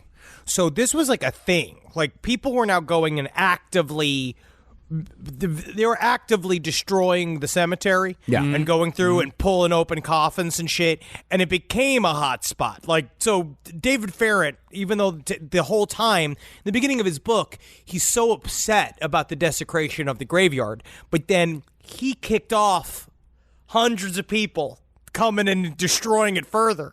Right. It's kind of sad. Yeah. But so this wasn't a Victorian vampire. I don't think so. Okay. I don't. Did they kill her so. like that though, or did they kill the body? I don't like know. that? We don't There's know. a lot of stuff. There's a lot. It's fucking loaded. It's a loaded conversation. Was there garlic in her butthole? That was just because she was Italian, and that's very traditional. Now, of course, Farrant blamed the Satanist. Manchester, though, figured that this was his cue to return to the tomb of the vampire. But when he lowered himself into the tomb once again, he found that one of the 3 coffins was now missing. Oh. It's just sitting in Alice Cooper's house. So, at a loss, he returned to Lucia to see if he could use her to bring the vampire out of hiding. Now, Sean knew that it would take some doing to get Lucia to return to Highgate, so he arrived at her home and used the old "I must paint you" ruse to get her relaxed. Dude, I must paint you, Bruce? Dude, think of this line. This is the ultimate goth pick up. Don't listen to this, all right, girls, ladies, men, anybody who does this, I understand. They are, it could be real. It could be the most romantic afternoon in your life. But if a man who's a fake reverend shows up, who's also a vampire hunter, and he says, "You're simply so beautiful, I must paint you in this grave." Know that if you go with him out to a tomb where he's basically saying, "I want you to take your clothes off, sit on this tombstone while I paint you," which is a long process. Because now, at least you could just take a picture and it's kind of hot and kind of fun. But you'd have to sit on top of that grave for a really long time, and that's if he is trying to paint you and not trying to murder you. Well, Manchester was not trying to paint Lucia in the graveyard. He was just using this as a kind of calming technique. Yeah, women love to be hit on. They really do, especially against their will. It really calms them. Well, he was doing preliminary sketches of her and was just sort of speaking with her very calmly, and that is how he convinced her to return to Highgate.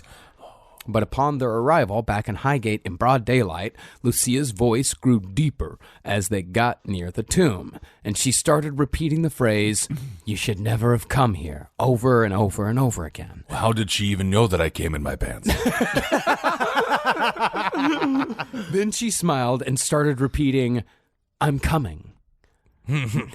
Then she laughed and screamed, "Where are you?" She then went for the iron door to the tomb, grabbed the rails, and kept screaming, "Where are you? Where are you?" over and over and over again. Is that what she sounded like? Where are you? Oh, where are you? Where are you? Then she walked to the catacomb entrance where the headless body had been found, and Lucia collapsed to the ground. And here was where Sean Manchester believed he had found the backup layer of the vampire. The storage shed of the vampire. Very cool. So, choosing to hurry while they still had the daylight, Manchester and his assistant knocked down the door to the second tomb using the old shoulder heave-ho. Now, at first, the tomb appeared normal, but as Manchester was examining the coffins inside, he saw that there was one coffin too many. How did he know?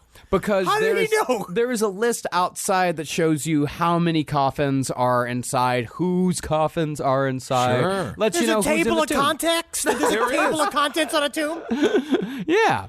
This extra coffin was much larger and in much better shape than the others, and there was no nameplate signifying who was inside. Ooh.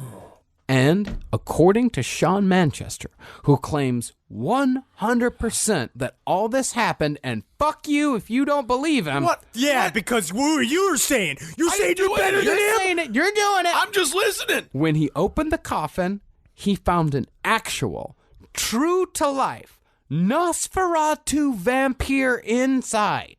Hey, can you close that coffin lid? I'm trying to sleep. I'm so sorry, Steve Buscemi. Oh.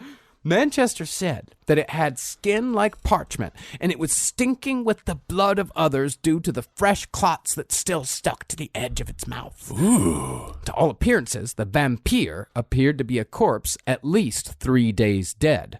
But before you say, of course it did, it's a body in a fucking coffin in a tomb, Manchester said that when he pulled out a sharpened wooden stake and placed it over the vampire's heart, an assistant shined a light in the vampire's face, and the light revealed long, sharp teeth and glazy, mocking eyes. You gotta kill it.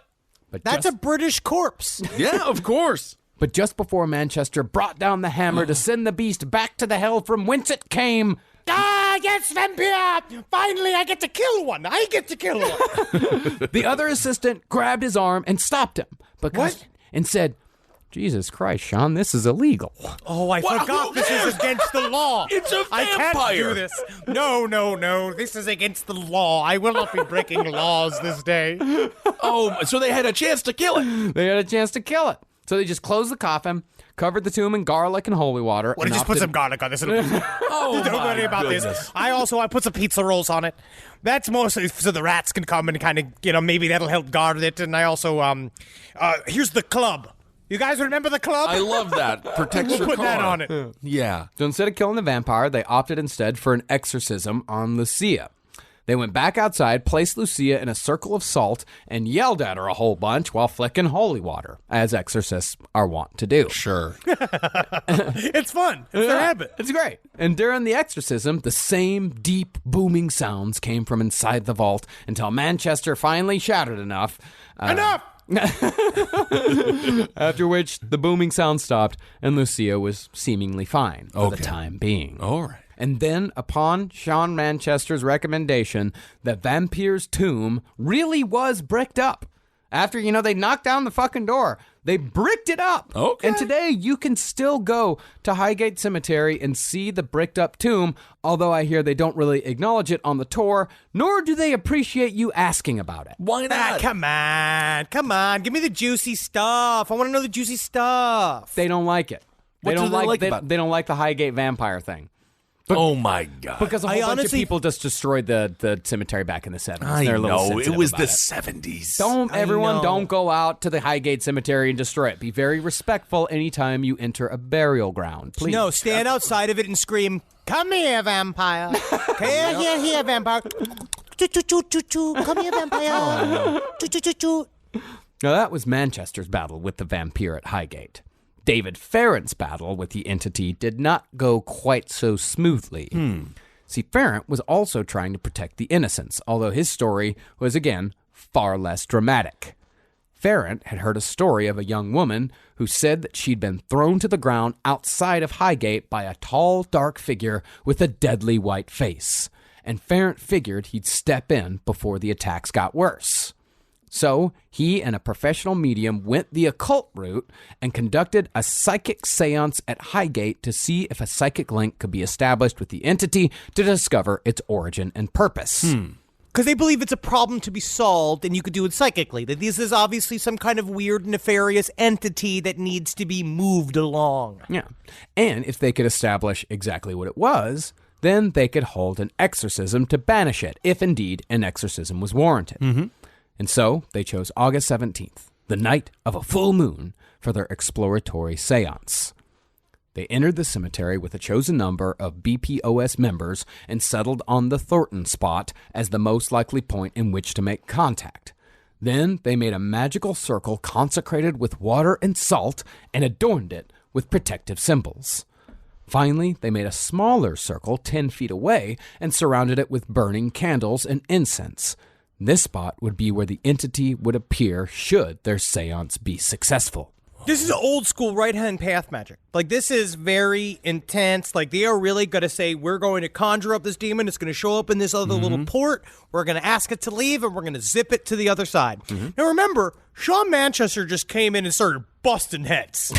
They just started kicking open tombs and shit. They made a circle.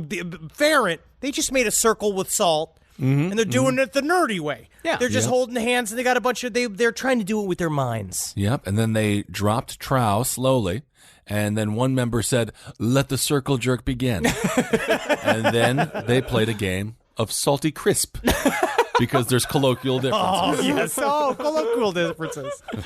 But unfortunately, as Farrant and his team were only minutes into the ceremony, cop showed up. Come on! What is going on? Isn't there any real crime that these cops have to be investigating? Let these nerds nerd out in the cemetery. But the rest of them were screaming and shit and breaking open tombs and flailing around. They literally like, okay, now it's time for the incantations to...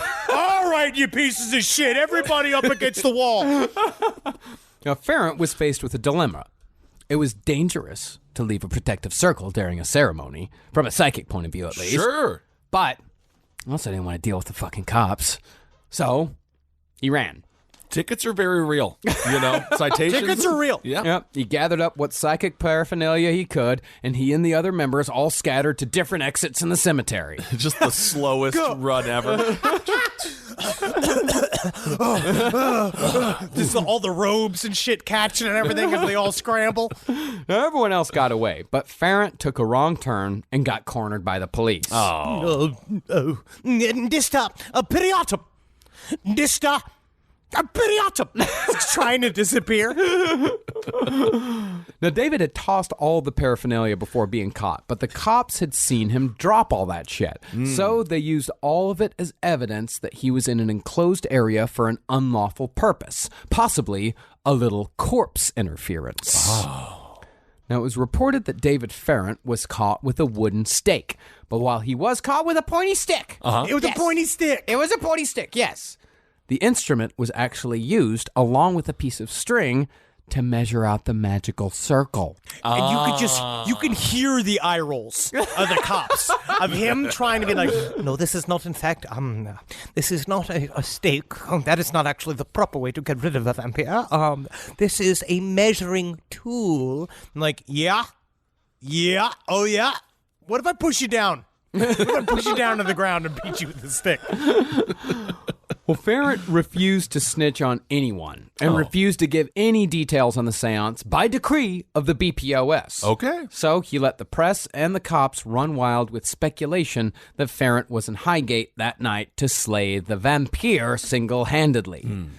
Now, David was eventually acquitted on all charges, this time under the defense that there was no difference between hunting for vampires and searching for creatures like the Loch Ness Monster. So no harm, no foul. They literally had to have this conversation in a court, which is awesome.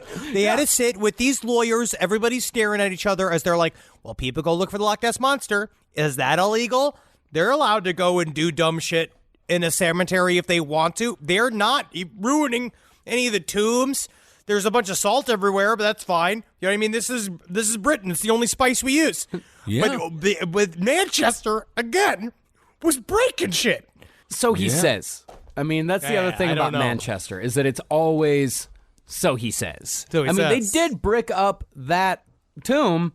Maybe he did break down the tomb. Maybe somebody else did. But Manchester's is all, so he says. Farrant, at the very least, has friends. Okay. Good for him. Like, he does have people that say, like, yeah, we were out there. And Farrant is pretty honest about how things went down with him. No, he's unfortunately honest. He's just one of those poor men that because he is a good man and a genuine man, he just got rolled real hard by the paranormal community. Yeah.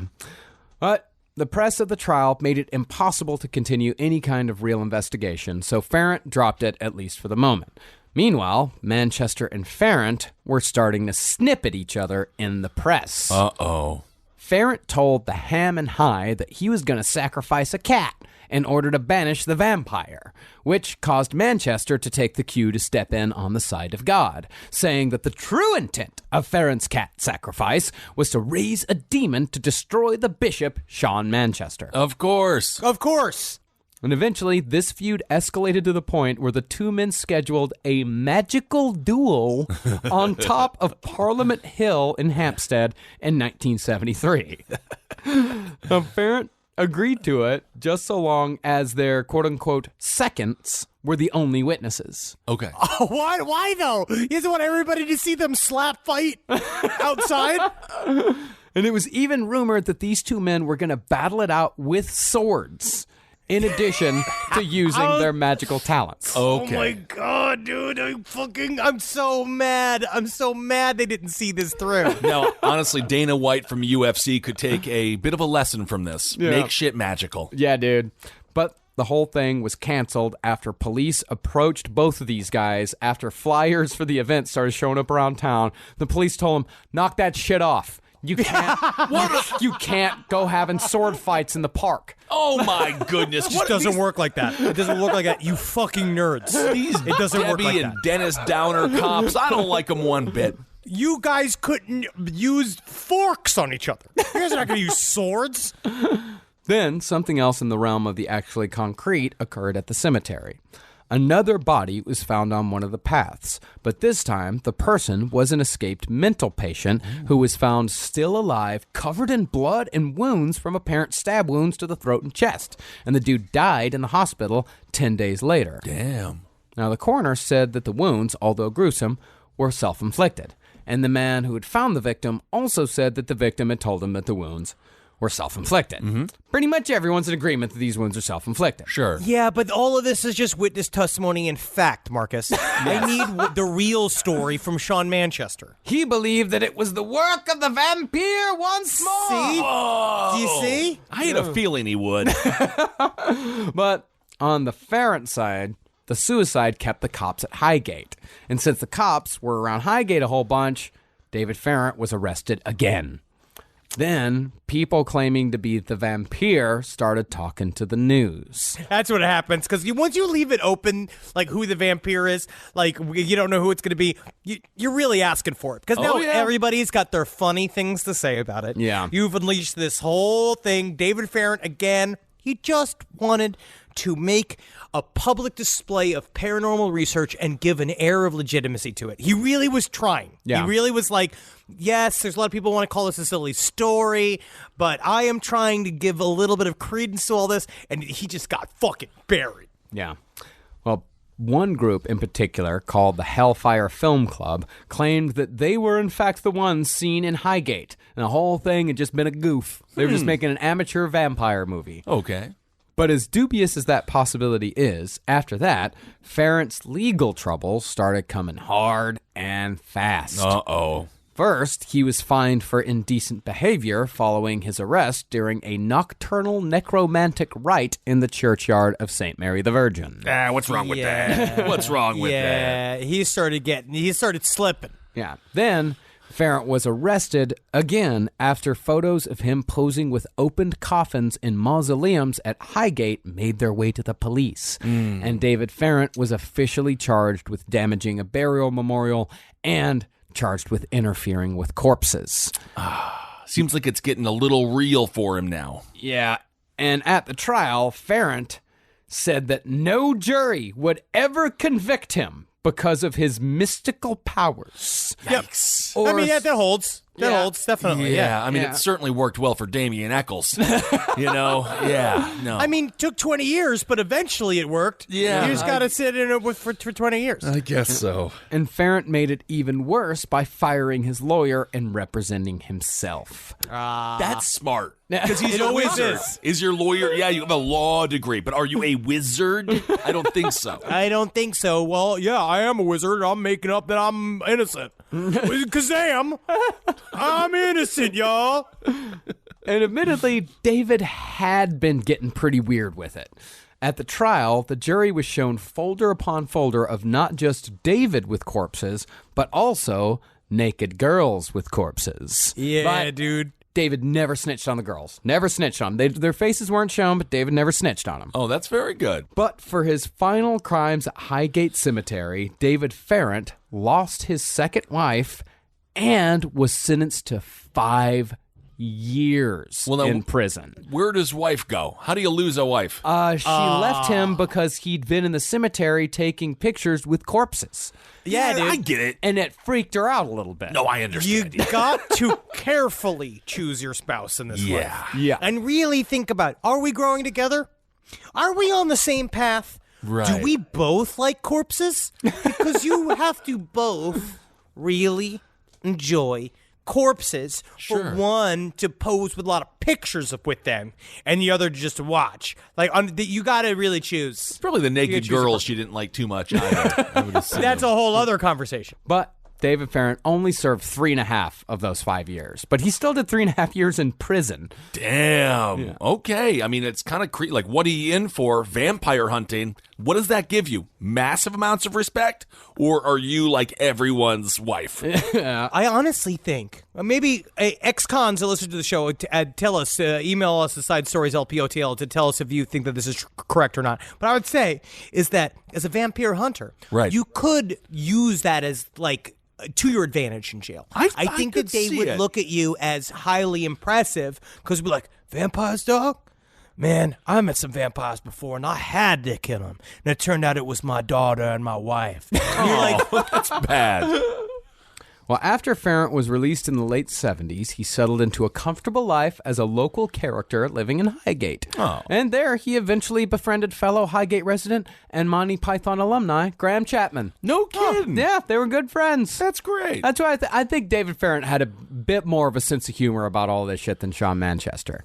I watched a good deal of footage of Dave Farrant, and he is a really does seem like a very genuine man. He believes in his story. He's not super comfortable in front of a camera or in front of a microphone, but he was a dude that really, you could see him being a cool guy. Yeah. Okay.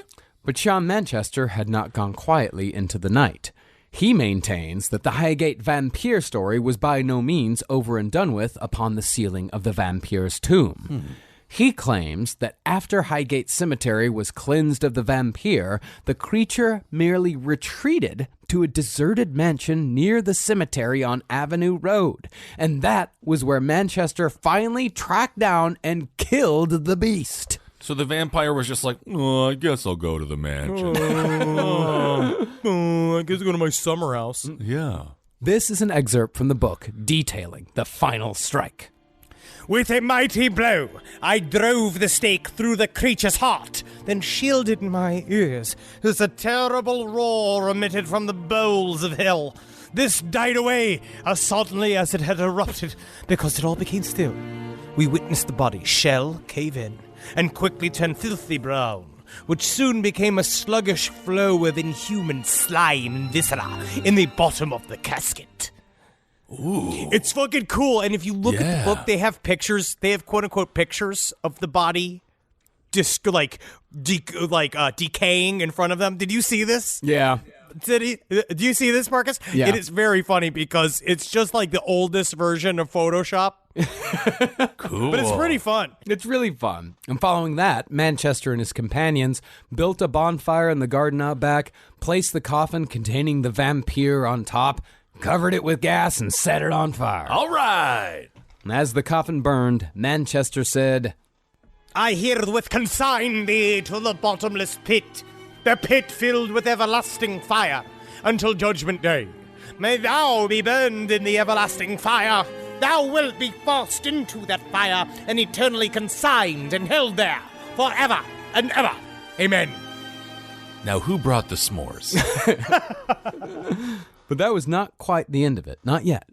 Even though Manchester had killed the king vampire, the creature had managed in the intervening years to turn one of his victims into a vampire herself. Uh-oh. Lucia, who had led Manchester to the vampire's tomb in the first place, had become a vampire! Get out of here! She got it! Even though it appeared to most people that she was just dead. She did die. And it was at her graveside in the Great Northern London Cemetery that Manchester had his final exorcism involving the Highgate vampire. Manchester said that while he was performing the exorcism on Lucia's corpse, her ghost appeared and turned into a tangible, gigantic spider demon the size of a cat. Whoa! But since Manchester was inside the magic circle, the spider couldn't get to him. Thank God. Manchester said it just circled him, just hissing and spitting. I listened to an interview with Sean Manchester, and they were like, so you saw like a spider come out of the casket. He's like, yes, it was the size of a cat. And they all just rolled with it. He just rolled with it like that. Was like, no one laughed, no one made any more. I was like, oh, you know what? At least he's specific. Mm-hmm. Yeah. Then Manchester made his move. I seized the sharpened stake and thrust it with all my might through the center of that hideous black shape, using the blue sulphurous light to assist my aim. This was accompanied by the most heart-rendering screech I have ever heard. It will haunt me for the rest of my days. Wow. Then, with the approaching dawn, Manchester said he saw the gigantic spider slowly transform into the dead body of poor Lucia, who now showed all the appearance of being a years-long dead corpse. Now, as far as Manchester and Farrant went, they never, ever stopped hating each other. But they also couldn't stay away from each other, especially when the internet made instantaneous antagonism a reality. This is like Biggie and Tupac, super nerd version. Yes. Well, in his later years, Farrant created a comic strip called The Adventures of Bishop Bonkers. Got him. It's a diss track. Yeah, which portrayed Manchester as evil and delusional, while Farrant plays the hero who foils the bishop's plans using his charm and guile. It's actually pretty funny. Cool. Yeah. Yeah, actually, like, Farrant's whole shtick is pretty funny. On the Bishop Bunker's website, Farrant had a game of Highgate Vampire Bingo that you could play along when you listen to debates between Farrant and Manchester. The bingo spots included words and phrases like bandwagoneer, axe to grind, cabal, convicted felon, bedsit, coal cellar, cuckold, asinine, milk float, libel, interloper, ham and high, and teapot cozy. These are the only words that matter to a vampire hunt. You ever call me a milk float again, I'm gonna make you. I'm going to come on your knees. And in response to all this chicanery, Sean Manchester began a series of paintings that depicted David Farrant as a hideous demon, which are all available to see over on his Blogspot blog. It's very humorless. I love it. Yeah. But as I said at the top of the episode, David Farrant sadly passed away this April at the age of 73. He was survived by his third wife and 2 children. He had married his third wife, I think, in the 80s or something like that. Lived a great fucking life. He was just like, he was a British character in the occult. Every once in a while, a TV show would get a hold of him. He'd speak very softly for a little while, but, you know, just kind of lived a cool little life. I love it. That's the dream. Yeah. And here is Sean Manchester's tribute to his old rival, posted where else but Sean Manchester's official Facebook page. Oh. David Robert Donovan Farrant, with whom for half a century I was acquainted, died at 9:20 p.m. on April 8th, 2019, after a sustained period of very poor health. An obituary will follow, but suffice to say, I feel sadness at him shuffling off this mortal coil before we could meet one last time. I had approached some of his friends in recent months to inquire after his well-being. Those who claimed to know told me he was in good health. My intuition told me otherwise. Though he might not want my prayers, he has them anyway. May he rest in peace. Oh, it seems like they made up at the end. I think they had, like, I think it was turned into a really fun rivalry. Where, like, I think so. Yeah, it might be like one of those old married couples where, like, now that Farrant's gone, like, Manchester might die within, like, a year. Yeah. Oh. He kind of matters less without his other half. The other half is kind of what made him be, like, this story is about the two of them because this became their fame to claim for forever. Like, that's what they did from then on. They were Highgate vampire experts because the phenomenon at the time was fucking huge. It popped off in the UK. It's like June and Johnny Cash. Yeah. Yeah, same amount of kissing. Yep. Same amount of kissing. All right, there it is. The Highgate Vampyre. That is a hell of a story. And again, that was attributed to Neil, right? Yeah, thank you, Neil. Thank you, Neil, for giving that information to the boys. Awesome, everyone. I hope you enjoyed that episode. I love good characters, and my goodness, was that episode full of them. Oh, it was, man. Plenty of characters in the Highgate vampire story. Absolutely. Unfortunately, no vampires. But that's okay. Well, this is one of those cases where I like not even trying to worry about the actual paranormal aspects of it, because there were people that saw stuff, and obviously they had said the Highgate Cemetery was haunted for many years, but who knows? And then Swan's Lane, which was the street like outside of Highgate Cemetery, also apparently have had many reports of ghost sightings, but it's also the UK. Yeah, it's the whole fucking thing's haunted. Yeah, it is. And none of it was said that, like, no gravedigger ever saw anything at Highgate Cemetery. Like, leave them alone. Yeah, they were just the people who actually worked at Highgate. They're like, no, there's nothing here. Yeah, it's spooky. It's a spooky old cemetery, but there's nothing here. All right, leave the graves alone. That's what I say. Always be respectful when you visit a burial ground. Absolutely. All right, well, we have a bunch of shows coming up here in the very near future. We're excited to see everyone on the East Coast. I think that we're all sold out. For basically everything. Might be, but I don't know. I think we still got New Orleans. Yep. So we get those. I think we still have Toronto tickets. Yeah, Toronto, maybe Detroit. I'm not Maybe. sure. I don't know. Yeah, go to lastpodcastontheleft.com and click on shows to find out where we're going to be for the rest of the year. I know we're pretty much sold out of this Northeast tour that we got going on. Yep. But so there might still be some tickets left, so be sure to check it out. That's going to be here in a couple weeks. That's right. And the final shows of the tour, and then in New Orleans, we're going to be filming this year's special. So come on out, watch the show. I love this live show, and the audiences have been incredible. So that'll be it. That'll be the last time it's ever performed on stage. So come on out and enjoy the last performance of the year. It will be a good time. So excited. Come back to New York for Halloween. Yes, Halloween's coming, man. Can you feel it in the air? Good and spooky. Next week, we got some fucking blood for you. Awesome. All right, everyone. Well, thank you all so much for listening, for supporting all the shows here on the Last Podcast Network. And I guess that's about it, huh, guys? That's it. Yeah. All right, everyone. Hail yourselves. Hail Satan. Elgin. Magustalations. Hail me. Hail me. My vampyroids are really... It's nice because they leave me dry. Yeah, that is nice. Isn't that crazy? Goodbye, everyone. This show is made possible by listeners like you. Thanks to our ad sponsors. You can support our shows by supporting them. For more shows like the one you just listened to, go to lastpodcastnetwork.com.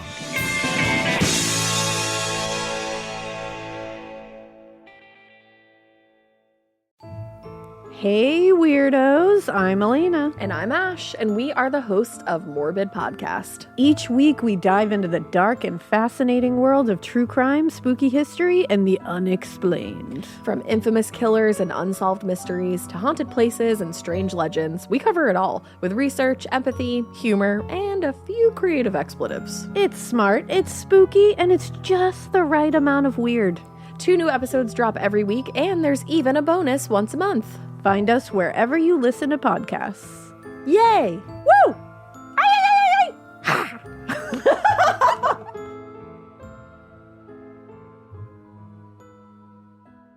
This podcast is brought to you by Squarespace. Whether you're just starting out or scaling your business, Squarespace is the all-in-one website platform designed to help your business stand out and succeed online. Squarespace gives you everything you need to offer services and get paid, all in one place. From consultations to events and experiences, showcase your offerings with a customizable website designed to attract clients and grow your business. The best part about it is it can help you design a funnel in which you can very quickly record commercials so that you can get it done while you are desperately trying to get on break. That's the best part about Squarespace. It can really shorten up the time you spend doing things. You got to get in there. Use Squarespace. Man, is it fast. It is absolutely incredible. You're going to love your experience at Squarespace. Head to squarespace.com/left for a free trial. And when you're ready to launch, use offer code LEFT to save 10% off your first purchase of a website or domain.